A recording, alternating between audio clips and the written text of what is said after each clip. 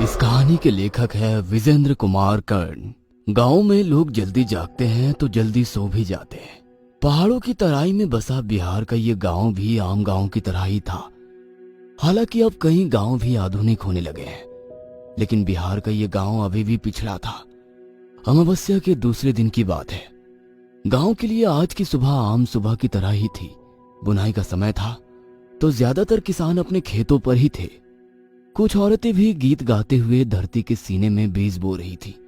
गीत गाते हुए फसलों की बुआई का नजारा देखना एक अलग तरह का अनुभव आपको देता है, और ये अनुभव आपके जहन में ताउम्र ताजा रहता है, और साथ ही ताउम्र याद रहती है कुछ खौफनाक यादें भी। विवेक को अपने बाबूजी के साथ इस समय खेत पर ही होना था, लेकिन आज खेत पर ना जाकर वो अपने कमरे में सोया हुआ था। उसकी माँ उसे 3-4 बार जगाने गई, लेकिन वो इतनी गहरी नींद में था कि उसने माँ की बातों का कोई जवाब नहीं दिया। अमूमन ऐसा कभी नहीं होता था कि विवेक इतनी देर तक बिस्तर पर रहे। उसकी माँ को लगा कि क्या पता विवेक की तबीयत खराब हो, इसलिए उन्होंने उसके सिर को छुआ। विवेक का सिर लोहे की किसी गर्म छड़ की तरह था। हे भगवान, इसे तो तेज बुखार है। विवेक, विवेक बेटा, बेटा विवेक। लेकिन विवेक ने अपनी माँ की बात का कोई जवाब नहीं दिया। विवेक की माँ ने उसे फिर से जगाने की कोशिश नहीं की और घर के पीछे अपनी बाड़ी में लगे कुछ पत्तियों को तोड़ने चली गई, ताकि जागने के बाद उन पत्तियों का काढ़ा विवेक को पिला सके। गांवों में अभी भी ज्यादातर लोग अपनी छोटी मोटी बीमारी को अपने घर के बाहर बाड़ी में लगे जड़ी बूटियों के पौधों से ही ठीक कर लेते हैं। विवेक की माँ ने उन पत्तियों को तोड़ा और फिर सिलबट्टे पर उसे पीसने लगी। पीसने के बाद ही उन पत्तियों को काली मिर्च के साथ पानी में उबाला जाता है, फिर रोगी को पीने के लिए दिया जाता है। बहुत ही आजमाया नुस्खा था ये। खटर खटर खटर की आवाज सिलबट्टे से आ रही थी और सिलबट्टे पर पड़ी वो पत्तियां धीरे धीरे उसकी रगड़ से पीसती चली जा रही थी। तभी विवेक की माँ के कानों में कुछ अजीब सी आवाज सुनाई दी। उन्हें ऐसा लगा कि कोई जानवर गुर्रा रहा है। विवेक की माँ भागी हुई घर के दरवाजे तक ये सोचकर आई कि कहीं कोई जंगली जानवर तो घर में घुस नहीं आया है। गांव में पहले भी कई ऐसी घटनाएं हुई है जिसमें पास के जंगलों से निकलकर कोई भेड़िया या चीता गांव के मवेशियों को उठाकर ले गया है। हालांकि ऐसी घटनाएं रात को ही ज्यादा हुआ करती थी। फिर भी एक अनचाहा डर विवेक की माँ को दरवाजे तक खींच लाया, लेकिन दरवाजा तो बंद था। उन्होंने राहत की सांस ली और फिर सिलवट्टे की ओर बढ़ने लगी। तभी उन्हें फिर से गुर्राने की आवाज आई, और ये आवाज विवेक के कमरे से आ रही थी।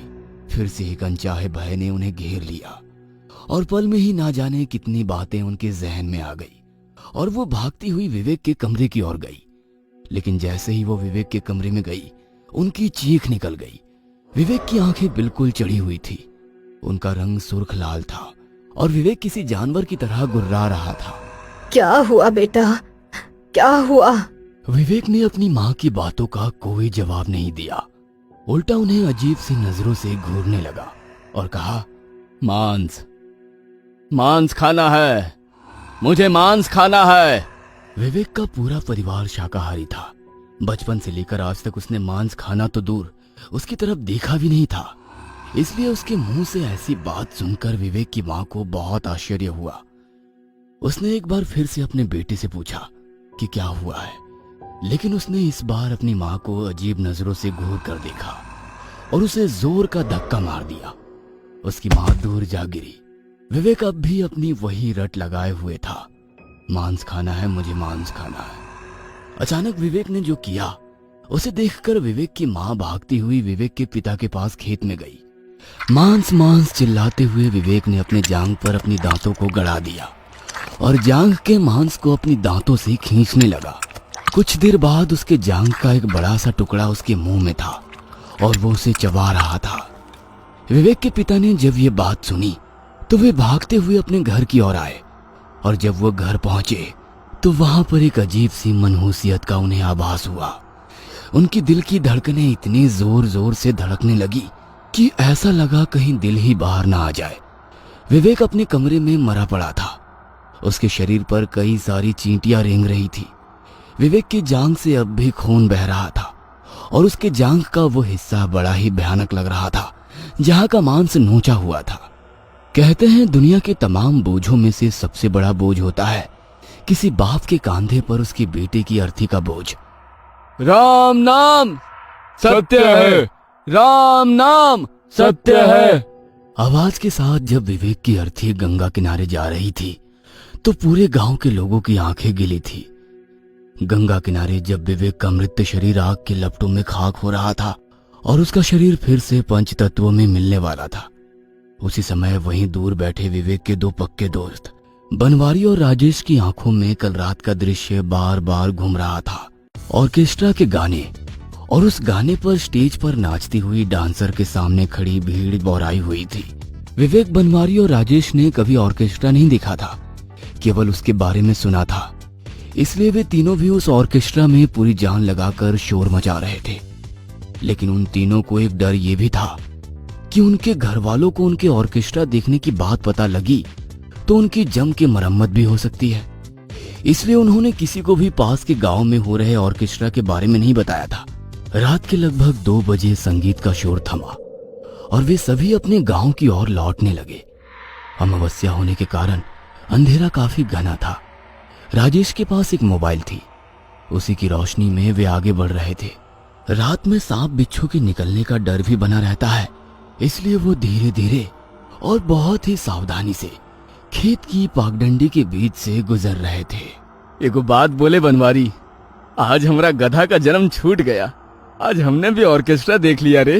हाँ, खाली ही वाला बात घर को पता ना लग जाए, और नहीं तो गधा की तरह दुलती भी पड़ेगी हमें। अबे पता कैसे लगेगा, हम लोग तो बताने से रहे। वैसे हम लोग रिस्क लिए तो मजा भी बहुत आया रे। जानते हो, वो नचनिया हमको बहुत पसंद आई। अगर हमको शादी करने के लिए बोले ना तो हम तो आंख मूंद के कर लेंगे उससे शादी। तभी बनवारी के आगे से एक काला सा सांप रेंगते हुए गुजरा, जिसे देखकर वे तीनों खामोशी से खड़े हो गए। बाप रे, अभी तो मेरा पैर इसी पर पड़ जाता। उस काली रात में उन तीनों को कोई देख लेता तो वो जरूर उन्हें भूत ही समझ लेता। रात के उस सन्नाटे में वो धीरे धीरे अपने घर की ओर बढ़े जा रहे थे। दूर से कुत्तों के भौंकने की और सियार के चिल्लाने की आवाज माहौल को डरावना तो बना रही थी, लेकिन तीनों साथ थे तो हिम्मत थी। तभी विवेक ने उन्हें कहा, भाई जोर से पेशाब लगा है, तुम लोग यहीं रुको, हम मूत कर आते हैं। विवेक राजेश के हाथ से मोबाइल लेकर थोड़ा सा दूर हटकर पेशाब करने लगा। बनवारी और राजेश चुपचाप खड़े होकर विवेक के आने का इंतजार कर रहे थे। पेशाब करते वक्त विवेक को दूर झाड़ियों से कुछ आवाज आई। वो आवाज कुछ औरतों की बुदबुदाने की थी। इतनी रात में यहाँ औरतों की आवाज कैसे आ रही है, ये सोचकर विवेक ने मोबाइल की टॉर्च की रोशनी उस तरफ फेंकी जिधर से वो आवाज आ रही थी। मोबाइल की उस हल्की रोशनी में विवेक ने जो देखा, उसे देखकर उसकी चीख हलक में अटक गई। वहां 3-4 औरतें काले कपड़ों में बैठी हुई थी और वे किसी पात्र में कुछ खा रही थी। विवेक ने जब गौर से देखा तो उन औरतों के पास 3 मुर्दा शरीर पड़े हुए थे। उसने उन मुर्दा शरीर की ओर और भी गौर से देखा तो एक शरीर तो उसका ही था, बाकी उसके दोनों दोस्तों के। वो चिल्लाते हुए वहां से भागा। बनवारी और राजेश ने जब उसकी आवाज सुनी और उसे तेजी से अपनी ओर भागते हुए देखा तो वे समझ गए कि जरूर वहां कोई जंगली जानवर है। वे तीनों बदहवास से भागते रहे।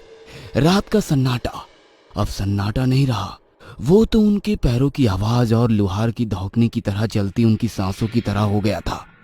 लगभग 1 किलोमीटर भागने के बाद विवेक का पैर उसके पैरों में ही उलझ गया और वो नीचे गिर पड़ा। शायद उसके दोनों दोस्त आगे निकल गए थे। जमीन पर गिरे विवेक की सांसें लड़खड़ा रही थी। तभी उसने देखा कि वे औरतें जो पेड़ के नीचे बैठी हुई उसके मुर्दा शरीर को खा रही थी, वे उसे लगातार घूर रही है। विवेक चिल्लाने की कोशिश कर रहा था, लेकिन उसकी आवाज तो लगता था किसी ने छीन ली है। विवेक असहाय सा उन औरतों को घूर रहा था और अपनी मृत्यु को करीब देख रहा था। तभी राजेश और बनवारी उसके पास आए। राजेश के हाथों में टॉर्च थी। वे दोनों उससे कुछ बोलते उसके पहले ही विवेक पिशाचनी पिशाचनी कहता हुआ बेहोश हो गया। पिशाचनी, ये नाम सुनते ही राजेश और बनवारी थर थर कांपने लगे। उन्होंने अपने दोस्त को वहीं छोड़ा और वहां से भाग गए। विवेक खाक में मिल चुका था। बनवारी और राजेश एक दूसरे की ओर घूर घूर कर देख रहे थे और विवेक की कल रात की उस बात को याद कर रहे थे। 2 बज गए हैं रात के। 4 साढ़े 4 बजे पूरा गांव जागना शुरू कर देगा। हम लोगों को उनके जागने के पहले पहुंचना है। हम कह रहे हैं शॉर्टकट से चलो ना। तुम पगला गया है का? हाँ, तुमको पता नहीं है कि शॉर्टकट वाला रास्ता के बारे में गांव वाले क्या बोलते हैं? अरे तुम भी ना पगला है एकदम। गांव वाले तो पुराना वाला कुआं के बारे में भी बोलते हैं कि उसमें लक्ष्मी चाची की आत्मा रहती है। हाँ, कभी देखा है कोई? अरे कोई देखा होगा तभी तो बोला होगा। तुम ये कहो ना कि तुम्हारा उस रास्ता से जाने से फट रहा है, क्योंकि गांव वाले कहते हैं कि अमावस्या की रात को वहाँ पिशाचनी लोग साधना करने आती हैं और आज अमावस्या ही है। विवेक तो उस रात खेतों में ही मर गया था। पिशाचनी ने उसके शरीर पर कब्जा कर लिया था और वो उसके घर बनवारी और राजेश की तलाश में गई थी। शमशान घाट में बैठे बनवारी और राजेश के दिमाग में एक ही बात घूम रही थी कि वे तीनों ही उस रास्ते से गुजरे हैं। उन तीनों को ही पिशाचनी ने देखा होगा। इसका मतलब मरने की बारी अब उन दोनों की है। उन्होंने ये तय किया कि गांव के बुजुर्गों को कल रात की पूरी बात बताएंगे। क्या पता उनके पास इस बात का कोई हल हो और वे उन्हें मरने से बचा लें। वे दोनों विवेक के पिता के साथ बैठे गांव के और लोगों के पास गए और कल रात घटी सारी घटना के बारे में उन्हें विस्तार से बताने लगे। जब वो कल रात की कहानी उन्हें बता रहे थे तभी शमशान घाट में 2 और लाशें आई। बनवारी और राजेश के पिता उन लाशों के साथ रोते बिलखते चले आ रहे थे।